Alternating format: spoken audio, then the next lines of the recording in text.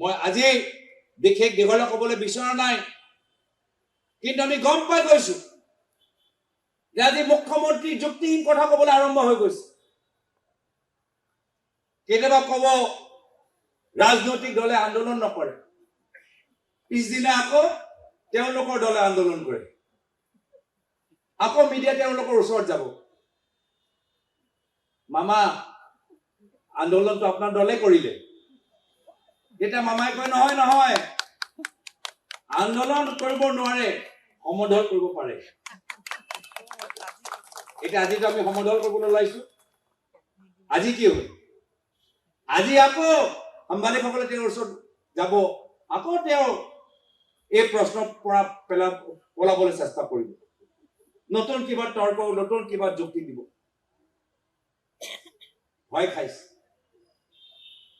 দেখিছে বাতাবৰণ যে অসমৰ ভিতৰত সলনি হৈছে, দেখিছে যে কংগ্ৰেছ দল দুৰ্বল নহয়, কংগ্ৰেছ দল আৰু শক্তিশালী হৈছে, দেখিছে আজি মানৱেন্দ্ৰ শৰ্মাৰ কমপ্লেক্সৰ ভিতৰত মানুহ আগতকে বিচাৰ আহিবলৈ আৰম্ভ কৰিছে, দেখিছে যে আজি মহিলাসকল, নৱপ্ৰজন্মৰ যুৱকসকল ওলাই আহিছে আৰু গম পাই গৈছে যে সমাজৰ প্ৰত্যেক বৰ্গ আজি হিমন্ত বিশ্ব শৰ্মা ডাঙৰীয়া অপশাসনৰ বিৰুদ্ধে আজি হতাশ হয়। আজি তেওঁলোকে এটা নতুন সিদ্ধান্ত পৰৱৰ্তী বিধানসভা নিৰ্বাচন কৰিবলৈ গৈ আছে। এটা সময়ত ক'ব যে আম্বেদকাৰক আমি সন্মান কৰো, আকৌ যদি নিজে অপমানজনক শব্দ ব্যৱহাৰ কৰিলে ক্ষমা বিচাৰিবলৈ তেওঁলোকৰ সাহস নাই।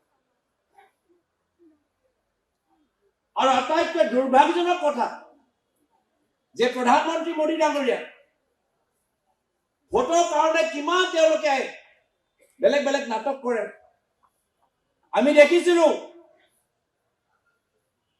যে প্ৰধানমন্ত্ৰী মোদী ডাঙৰীয়া সদনৰ ভিতৰত সোমাব, সংবিধানটো এনেকে ল'ব আৰু এনেকে পিছত কৰিব। দেখিছো নে নাই দেখা?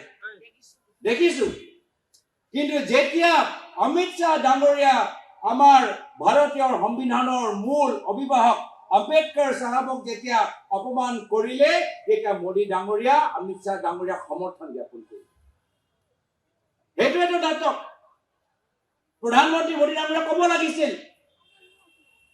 যে মই ইমান ফটো তুলিছো, ভাৰতৰ সংবিধানৰ লগত মই ফটো তুলিছো, অমিত শ্বাহ ডাঙৰীয়া আপোনালোকৰ পৰা ভুল হৈছে, জনসাধাৰণে ভাল পোৱা নাই, আপুনি ক্ষমা বিচাৰক। এইটো নিৰ্দেশ প্ৰধানমন্ত্ৰী মোদী ডাঙৰীয়া নিদিলে। সেইটোৱে প্ৰমাণ যে এই দুইজনে RSSৰ প্ৰচাৰক দৰে ভাৰতৰ সংবিধানক সন্মান নকৰে। আৰু দুৰ্ভাগ্যজনক কথা, আজি য'ত আমি অম্বেদকাৰ সন্মান যাত্ৰা আৰম্ভ কৰিবলৈ বিচাৰিছো, আমাৰ অসমৰ মুখ্যমন্ত্ৰী অমিত শ্বাহ ডাঙৰীয়াক ভাল পোৱাৰ কাৰণে আমালোকক বাধা দিবলৈ চেষ্টা কৰিছে। পাহৰি গৈছে যদি ডক্টৰ বাবা চাহেব আম্বেদকাৰ নাথাকিলেহেঁতেন, যদি সংবিধান নাথাকিলেহেঁতেন, তেতিয়া নৰেন্দ্ৰ মোদী ডাঙৰীয়া ভাৰতৰ প্ৰধানমন্ত্ৰী হ'ব নোৱাৰিলে, তেতিয়া অমিত শ্বাহ ডাঙৰীয়া ভাৰতৰ গৃহমন্ত্ৰী হ'ব নোৱাৰিলেহেঁতেন, তেতিয়া হিমন্ত বিশ্ব শৰ্মা ডাঙৰীয়া অসমৰ মুখ্যমন্ত্ৰী হ'ব নোৱাৰিলেহেঁতেন। আজি যে মৰ্যাদা পাইছে, ক্ষমতা পাইছে, লোকতান্ত্ৰিক গণৰাজ্যৰ এটা যে আমি এটা বাতাবৰণ পাইছো, তাৰ মূল কাৰণ হৈছে ভাৰতৰ সংবিধান আৰু ভাৰতৰ সংবিধানৰ আমাৰ মূল অভিভাৱক ডক্টৰ বাবা চাহেব আম্বেদকাৰ। আৰু সেইকাৰণে মই সকলোকে আহ্বান জনাইছো যে আজি এই যাত্ৰা মাত্ৰ আৰম্ভণি, আজি এই যাত্ৰা মাত্ৰ গুৱাহাটী দিছপুৰলৈকে সীমিত থাকিব নালাগে। আমাৰ বিভিন্ন অঞ্চলৰ পৰা মানুহবোৰ আহিছে। আজি যিখিনি কথা আমাৰ ওপৰৰ বক্তাসকলে ক'লে, মই বিচাৰো যে আপোনালোকে আগন্তুক দিনত এইখিনি কথা গাঁৱে গাঁৱে লৈ যাওক, ৰাস্তাই চুকে কোণে লৈ যাওক। যে যদি আমাৰ ভাৰতৰ সংবিধান সুৰক্ষিত থকাটো বিচাৰো, যদি ভাৰত এটা লোকতান্ত্ৰিক গণৰাজ্যৰ দেশ হিচাপে আমি ধৰি ৰাখিবলৈ বিচাৰো, তেতিয়া বিজেপি দলটোক পৰাজিত কৰিব লাগিব আৰু ইণ্ডিয়া এলায়েন্সৰ কংগ্ৰেছ দলটো শক্তিশালী কৰিব লাগিব। মই ধন্যবাদ জ্ঞাপন কৰিছো আজি ৰাহুল গান্ধী ডাঙৰীয়া এই বছৰ আৰম্ভণিত যেতিয়া মণিপুৰৰ পৰা মুম্বাইলৈকে যেটা যাত্ৰা কৰিলে, ভাৰত জোড়ো ন্যায় যাত্ৰা, এই সংবিধানটো আমি যে সুৰক্ষিত কৰি ৰাখিব লাগে, ইয়াৰ দায়িত্ব আমাৰ সকলৰ।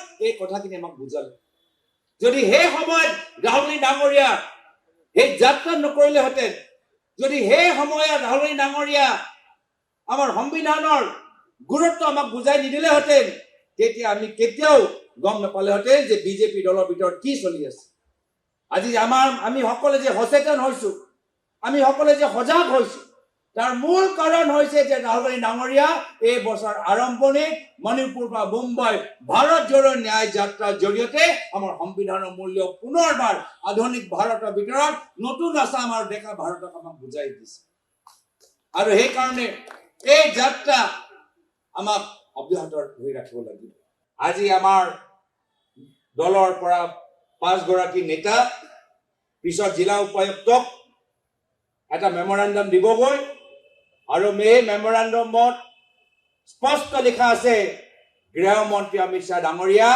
ক্ষমা বিচাৰক আৰু নিজৰ পদৰ পৰা পদত্যাগ কৰক